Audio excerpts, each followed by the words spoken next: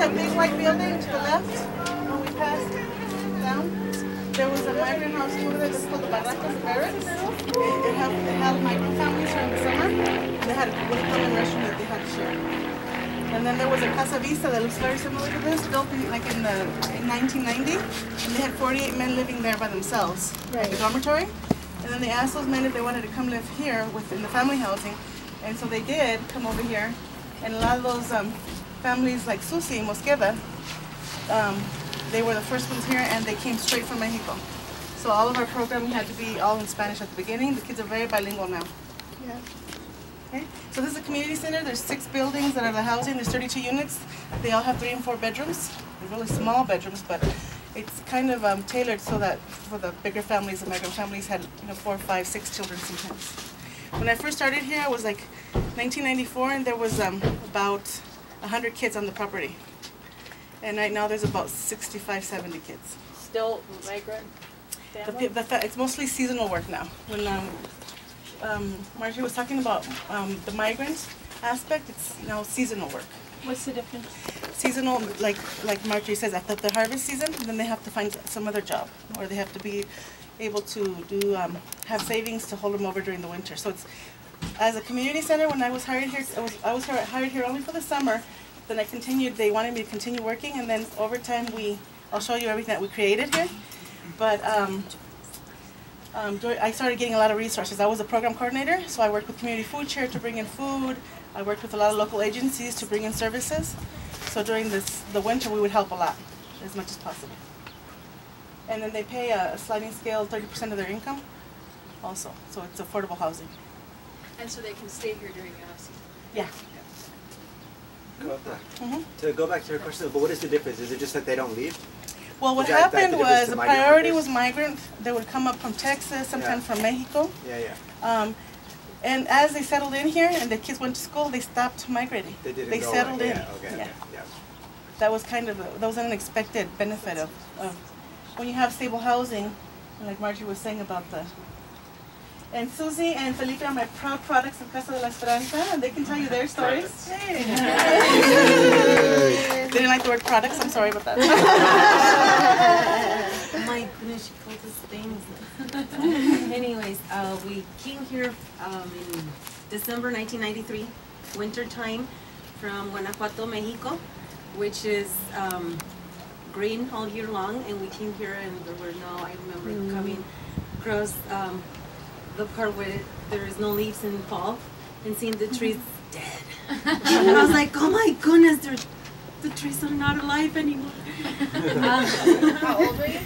15. And my brother was 7. We knew no English. We lived in that apartment number 20. And I used to have a lot of friends here. Went to Skyline first myself, and we went to Indian Peaks. Indian Peaks. Too many years ago. And Carlota used to help us a lot with homework since our first language obviously was Spanish, or is Spanish still. And used to be in this little room right here, a tiny room packed with all these students doing their homework, and Carlota helping us, yelling at us, "You have to do your homework. Don't you know how to do this math?" But she's very kind. My sisters don't understand why I'm a teacher. I have no patience. But definitely was an anchor that we hold into to pursue, higher education, along with our parents and the community. So, a little bit about us. Yeah. So my name is Felipe. Again, Susana's sister. And she's your sister too. I'm your sister too. I'm your sister? I'm your brother, I mean. And so, yeah, I came here when I was 7, and as my sister was saying, we came here it was very frightening to come here. It was a whole other environment, and I'm not sure how it would have been if it wasn't for Casa and the Learning Center. I think it would have been much scarier, not knowing the language and leaving all friends behind. And so we were here until about 1998. Our parents bought a house. We moved over to north of here in Longmont. And throughout the years, we continued to be a part of Casa here. In high school, I became a volunteer here, and also in college, I started working with Carlota as a program assistant, and now I'm the program coordinator here. So, welcome. ¿Les invitas para adentro?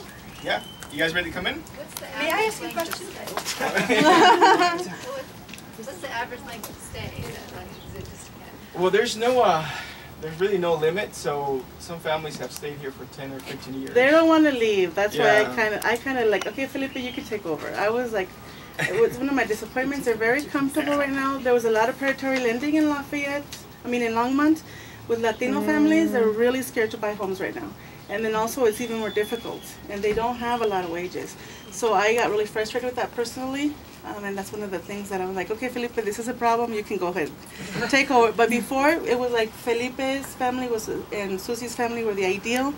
They were here anywhere from 3 to 6 years, and they wouldn't buy a home. We did a lot of work with the Boulder County and the housing counseling program to really educate the families. We brought in Habitat for Humanity, and so we really, that's part of there's the educational component for the youth, and then there's the housing ownership component for the parents towards self-sufficiency. There's so much going on here. I mean, now we have Eagle Car Share where they can rent a car for first 2 hours. Oh, It's look free. at that. There's a little car. We have community food share that Carlota started, and a bunch of different programs, including robotics program, which we'll check out inside. But you had a question, right? Are there still actual seasonal migrant workers who are following the crops? And if so, where do they live when they're in this area? Actually following the crops? Well, like Carlota said, they're mostly seasonal, so that the job may end at a certain period, but they're all staying here. They're not mobile. So we don't have people coming through for 2 Right. weeks to harvest this and then they go somewhere else? No, Okay. not. A lot of that went into East. east, further east, Greeley, for Lupton. Yeah, But yeah. all this property, the farmers sold it, and they made a lot of money, and they bought new property east. Right, but yeah, once they get to this community, they want to They want to stay. stay here, yeah. Good. What kind of work did your parents do in the back? They were working for flower nursery, like a nursery for flowers and that greenhouse. Yeah, A greenhouse over in Lafayette. You two being brother and sister, how was your... terrible. I know. As immigrant children, but male and female, where were your paths different as an immigrant boy and an immigrant girl? Like, where did you see different challenges or different lessons, possibly? Well, I was the youngest. She's the oldest, so I think for her was probably the most. I think she had the most challenging time because she was the first to go to college. What year did you go? When you started? 1997. And I actually dropped off of Front Range because back then they didn't have the support that they have now for Spanish or any other language speaker student. So for me, the big barrier was the language and the support and how to guide me to survive in that new world for me. So then I went back when I started working at Columbine Elementary, and I learned a lot more how the system worked. So then I went back and got my BA in education. So I think that was mostly, I wouldn't say a female or male dynamic, it was mostly like first generation, oldest sibling dynamic, I'd say. And in my wisdom of training Felipe, I was very adamant about explaining with Felipe that he needs to focus on the elder. If you have the eldest child that goes to college, they said like she was a trailblazer in her family. I was the one of 7 kids that was the one that pushed my family forward. So it's really important to invest in the oldest child, because then they pull up the family. The rest of the siblings follow. Don't forget the youngest. You're just exceptional, Felipe. You guys ready to go inside or any more questions? I have a quick question. Remind us at the beginning. What year did this place open? Well, the house in 1993. 1993, but the learning center in 94. Right? 94. Okay. I got hired for the summer, and then they didn't let me go. I'm like, well, I have 2 other jobs, and they're like, come. They still work like twice a week. No. They would only stay in focus. The really special are really good at staying for yourself. This is where they come after. All the way to, we now have Zumba. And we have all our graduation parties, which kind of started the tradition. And our class is for age, so we're, thanks to Carlota, we've been really really into STEM, which is science, technology, engineering, and math. So during the summer we do a 4-H program with all the kids. We get about 30 of our community kids. And what else? We're starting a new martial arts class for the kids, just to get a little bit of the energy out they have and be kind of constructive with that energy. And yeah, this is the big community room. Any questions? Do you offer any summer programs for the students? The what? Summer programs for the students? Yeah, so again, we're doing the martial arts class, we're doing 4-H class, and we're doing robotics academy, which we'll check out in a minute, throughout the year. So that's part of the summer, as well as a writing class, a creative writing class. Have you guys heard of what's the name of this high school, private high school over here? No, private. Alexander Dawson. Dawson, yeah. So we had a really sharp and really good-hearted high school student get a grant. She got a $4,000 grant for 2 or 3 weeks of creative writing. And so we're doing a creative writing course along with some field trips and that sort of thing. And so we're really excited for that. And that's some of the stuff off the top of my head that we're doing this summer. Field trip? Field trips? Oh, okay. Yeah, weekend of the 27th we go camping for some environmental education. And yeah, we do a lot of camping trips, so those sort of things. Do you have the need for like volunteers? We do actually, and a lot of our volunteers, most of our body of volunteers is mostly college students, as well as for our robotics we have a lot of engineers and that sort of thing. But yeah, we definitely do. We have a really, really good volunteer program. We actually have the second largest volunteer program in the county next to Parks and Open Space. And that's thanks to that lady over there. And so we've been kind of growing it and making it stronger. Our volunteers hours have grown quite a bit. We get about, this past semester, the spring, we had about 2,000 volunteer hours. A lot, so it's been increasing quite a bit over the past year. Where do these kids go to elementary school? Almost 100%. I can't say 100% off the top of my head, but to Indian Peaks. We actually have, I'm trying to think if it's 10 or 30% of their student body here of Indian Peaks. Yeah. The big old bus full of all the kids from Casa. But it looks like they're able just to come in and hang out in computer labs. Yeah. All that's open all summer. Yeah, that's totally fine. But just like if it's like under 5 or they're very little, we don't have childcare for those ages. Yeah. Where does your funding come from? No, we actually we get a lot of funding through plan writing. So for our robotics program, it comes from Ball Aerospace, IBM, and some of these technological companies. For our staff and operating funding, we actually are getting better funding from Boulder County. So in all of the 20-something years, we never had a full-time person, right, Carlota? It was you, right? And so recently, The grandmother left, and so they had to. well, I have some news for you, by the way. So recently, right? So recently we had, so they approved a couple salaries for full time. So recently, Michael Senna, which you'll meet in a minute, he runs all of our robotics program. He recently got approved for full time. Everybody clap up there. And so for our operating costs, it comes from Boulder County, but for our programming, it comes from grant writing.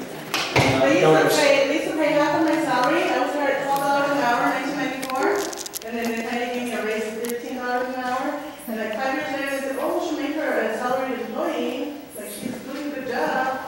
So this is my hobby working here. It was not really getting compensated well, working 60 hours a week without doing good. Yeah, I love it. Because like, I'm not working your hours, Carlota.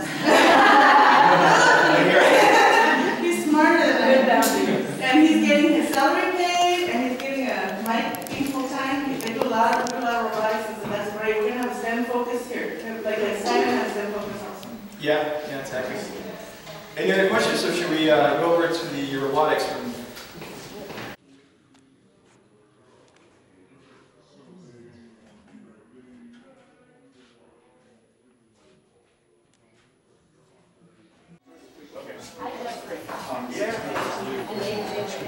volunteer.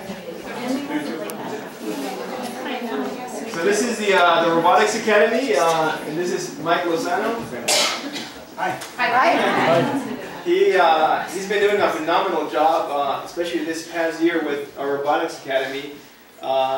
With our, can you talk a little bit about how we did the past summer and the past year and how everything went, and a little bit about the. Mike is the Robotics Academy. Yeah, he's the man. Yeah, thank you for being here. This is our robotics room, and we have a robotics program for kids starting at the age of 6 years old, all the way up to high school. I could show you some of the robots that kids start building up. Well, he gets a robot. Let me tell you guys, this used to be a Head Start classroom. We had preschool on site, and they leased the space for us at a very low cost. But as there's a focus on early childhood, and there's a greater investment in public education, then it's taken away from the nonprofit private sector. So they closed this classroom, and it was kind of a bittersweet. We didn't have that many younger children because the families are staying, right? The kids are growing up. And so I was like sad that they left. They worked with us for about, in 2000, they started in 2000. So they left about 2 years ago. So I was like, oh, too bad, it's great, thank you very much. And I was like, yes. I'm like, Mike, let's fix this room for robotics. Because before we had all the robotics in that other room, and that's our multi-purpose room, we do everything else. And so it was always moving things. Yeah, the kids from elementary and middle school start building these Lego-based robots, where they learn how to program, how to build, how to working as a team, and also work in a research project. And then once they are ready, they move on to the next level, which is the BEX IQ, which is this robot made of metal. They use the sensors, several motors, and then once those kids are ready for the next level, they jump to the other level. That's the FRC, that's the big robot that we have over here. You can see. This is, it's pretty sophisticated because we use a lot of electronic components, sensors, mechanical parts. During the year we have some classes for students. They learn how to program, how to work with electronic boards and all kinds of stuff, so they get ready for the competition. Every year there's a competition for different levels of robotics. So how did we do last year? Thanks to. Yeah, we did great. We won second place and we can qualify for the championship. One of the students and the high schoolers, yeah, they did awesome too. And this year we recruit more students and we're having more girls involved in this program. Is this like an obstacle course, or what is this here? Well, basically how it works, every year they came up with a game and a research project, so the students need to figure out how to play and how to build a robot in order to go through the field. This is a game field. Okay. So we just came up with this idea for the summer program, but the company is called F4C, First for Inspiration, and yeah, it's F4C. So they came up with a game and research project. Yeah, and they gave us a build, the parts, Lego parts, and the kids start, brainstorming how they want to build a robot in order to accomplish all the stats and get points. And there's a big tournament at every high school. Is this going in for battle bots? Yes. That was one of our, it is one of our robots, first robots. It's just the chassis that you know. So I really like to work with the kids because they don't have this opportunity at the schools where they go, and that was the purpose of building this robotics program at Casa, because most of the schools they do have a robotics programs on site, but the problem is the Hispanic population, they don't get the opportunity because they don't know much about this stuff like programming or those kind of stuff. Or maybe they're not good at math, or they don't have the opportunity because of the language barrier also, and also, or they don't care, they don't like it because they don't, they have low self-esteem and they don't think high, So what we do here is invite them, kind of push a little bit to them, and then get the role models from the engineers and kind of pass it on the kids and inspire them to do this. And you told me in the past that this has been a great opportunity for you in terms of learning from the engineers and growing, because a normal person usually does not get exposed to so many experts from different areas, especially engineers, right? Yeah. Yeah. When I was in my country, I was studying systems engineering because I want to become an engineer. And then I had to quit because I got to move to the U.S. And then I say, well, I got to do something which is related to it because I really like this field. So I went to college and take some classes of information technology. And then and this was a good fit for me because I was exposed to this. I never had this chance, this opportunity to even to play with this high-tech component. So, and then when I started meeting, engineers from all these companies, it's great because I learn from them and I pass it on to the kids, and yeah, it's been a great thing for me. So Mike is from Peru, and before Mike, he's the one that Mike's. He's a protege of Mario Alvarez, who's from Guatemala, who was my little computer genius. He's the one that did all the techie stuff. When we had a computer lab, one of the first things I tried to do is deal with the computer technology gap, right? These kids need to learn how to use computers. If you have a bilingual kid that has a high school degree in computer skills, they're out of poverty. That's the solution right there. Any child, bilingual, high school degree, and computer skills. That's it. That's really all they need to be able to make a life for themselves. So Mike came as a volunteer. For many years he volunteered, and the fact that now, answering your very good question, he's a full-time county employee here is phenomenal. About how we try to grow within our own community, all we need is an opportunity. And then we can solve our own problems. We don't need people that always come and solve them. We need to work as a community to solve each other's, to give each other opportunities. And we started the robotics because I got really pissed off. You got pissed off? The science coordinator from St. Green was awesome. Karen Hunter, incredible woman, was bringing a lot of science activities to us. She was the ally that was helping us really look at bringing science to our community. And she said, there's this robotics program that's going to cost like $8,000. I'm like, shit, I can buy a car with that. So we're like, let's do it. We were like all afraid, let's do it. All we cared about was like being able to build a robot. Well, first she tried to get them into NIWAT, where they had the robotics program like Mike mentioned. Well, the teacher was overwhelmed. She already had the club. Whatever reasons, they did not allow us to have our kids participate in the NIWAT program. And so that's what kind of really got all this going, was that rage that I felt about that, about them denying our kids opportunity. I said, we're doing it here, and all I care about is our team beats that school. And we got second in the Colorado Regionals that year. What place did they get? Yeah. Ooh, I don't even remember, but they were dope. Some of the teams around here are very good, actually. There's a long history of robotics in northern Colorado. Mike, do you think that there are kids here doing stuff with the robots that their teachers at school and peers have no idea that they're even capable? Just think of kids, Just think of kids. Yeah, I mean, I met great students. They think that they don't know much about it. They are, when they build this, just natural skills that we just find out on those kids and let them know to just pursue it, and get higher education in order to, succeed. And the idea is not just, tell the kids that there is a STEM career out there. It's not like to become engineers for everybody. The idea is to show them that this thing exists and they have this opportunity. And if they don't like it, there's other paths so they can just follow other careers at the university. So we had a couple of students who graduated from university from computer science and other, information technology degrees, so which is great. Y los maestros de las escuelas saben que los niños de aquí tienen la capacidad de hacer esto, o a veces las escuelas no saben que ellos tienen esa capacidad de matemáticas de armar esto. So I think that's what you wanted to ask. I think to answer that question, we've recently gotten more of a partnership with Indian Peaks. They're starting a STEM program themselves, so they know what we're about as well now. They obviously know who are our kids and what they're involved in. But I think I would say no, especially middle school and high school. That they have no idea. They probably have no idea. Manuel is like your highest risk out dropout kid in high school right now, and he's our best robotics kid.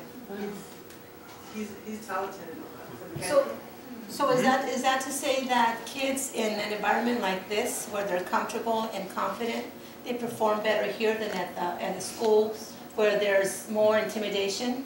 I think many times, I think they feel like they probably fit in better. Where, over there? No, here. Here, that's what I mean. Yeah, so they exactly. produce more here than they do in the public setting. I would say so, yeah. I would say so. I think that's important for us as teachers to know. As an ESL teacher, I know that a lot of times my students act differently in a smaller group with peers that they're comfortable with, that they know or understand them, and they can use their native language for what they need. And so it's important to communicate with the support people, the ESL or whatever, so that you can see what that student is capable of doing, so you can expect that and encourage that in other settings. Talk about Abel. Huh? Oh, Abel, one of the kids, I have a native language tutor class for my newcomers. He was plopped in my class because he's a troublemaker and was bullying somebody. He comes to my room, reads novels, Enrique's Journey, and then another and another. Recently I had a mechanic come to my house, and he's right there with the tools as an apprentice with the mechanic, and I'm thinking, wow. A Mexican mechanic. Yeah, a Mexican mechanic, yeah. And it's really incredible. Even for me, it was an eye-opener. Like, you know, come on a bit. You got to push yourself. You got to write. No, I just like to read. So I let him read, right? But I also encourage him to write. But then, you know, I'm thinking his path may be something different, and he knows that, but I don't. But when I saw him in this field of taking over and fixing my car, like in a whip like this, I think mechanics earn a lot of money too. You know, so it's important to know what their skills are and encourage them, and know that even though we may think this kid's not reading or writing like I was thinking, he has a future. He has a future. He has a goal, his own goal. And I think that's been something that, at least personally, I've been trying to really open up the center to, beyond, you know, what you get in class, the tutoring and everything, or even beyond robotics, even beyond everything. For example, we've started to encourage a little bit more of entrepreneurship with our students as well. We had one of our students, don't remember the name of the competition, but they, Lisette Carota, she won second place in a business competition for entrepreneurship. She won, I think, $300. This is a middle school kid. Wow. And so I would agree. Yeah, you definitely have to be very open to what they're into.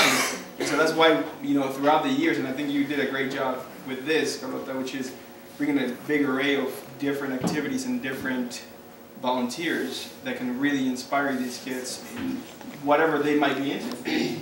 So, if I may, one, because this happened this year, and it's something I think as educators we need to be aware of.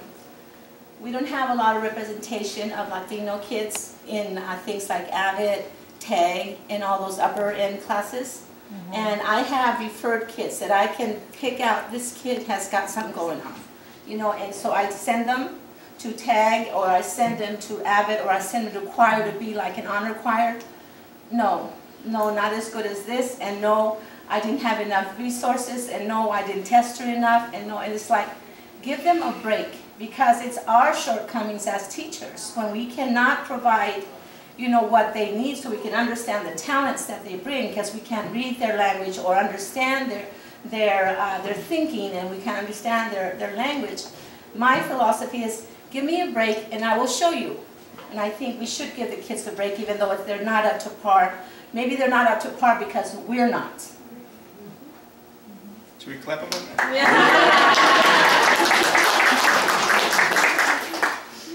Any other questions?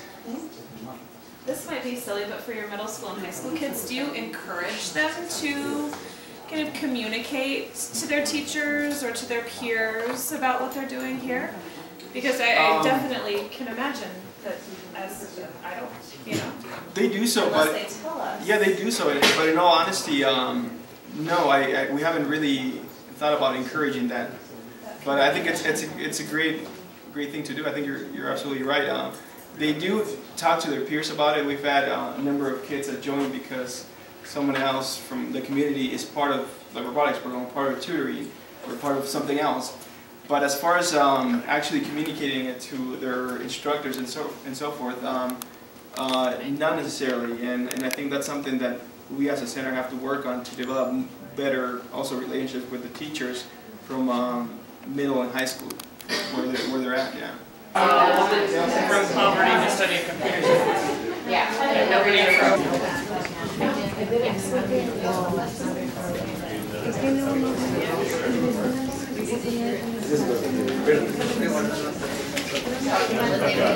Guys, this wing and what's now the robotics wing were built in 2000 as an extension of the building. Like, student remembers we were in one, it was a little office, and there was an adjoining maintenance closet that was unfinished, and one of my engineering tutors, he like did pro bono work with me, and we got $2,000 grant for materials, and we broke into the little maintenance closet. Most people, you know, break out of the closet or break into them.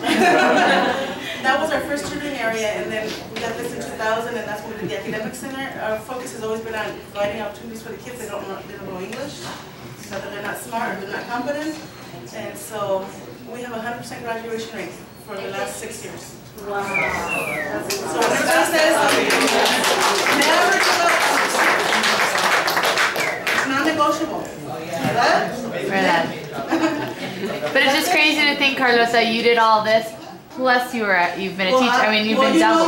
And you've been doing school, so I mean, it's just like, I don't know how you do it. At our school, but now that I'm full-time. Yeah. You've been quiet? Oh, God. Something's wrong. No, I'm like, that's quiet? No, but my son What does lab look like? Is that what you're wondering? The robotics and everything, so I'm still around. And he's like, oh, Where's the artwork from? Like the mural there? this is a Mexican artist, one of the migrant families. He was a migrant coming from Texas, and he volunteered in an art class with the kids for me. Very talented. It is kind of our emblem. We are not just in the United States. We're not going to assimilate. We are Mexican, very strong Mexican community, so we're binational. One Mexican that's married with a lady from Honduras, and then we have a couple from there's 2 Honduras and 1 El Salvador. So heavily Mexican. We've had a little family that was from Guatemala. But he's Mark, is it? He's from Peru? Oh, Michael? Yeah. Michael, sorry. If you look at migration trends, it's a community. Like if you go to my town in Chihuahua, my little town, all the houses are abandoned and they're all in Denver. So if you go to Zacatecas, by Fresnillo, the houses are abandoned, they're all in Boulder. It's a migration pool trend, right? And if you go to Chicago, that's Durango, Durangueses. They get pulled all the way up there. They got recruited all the way up there. That's it. All right, well. And he has his business cards in case you want to volunteer. Or donate. Hey, no pressure. Well, thanks again for coming, guys. I appreciate it. Any other questions or anything?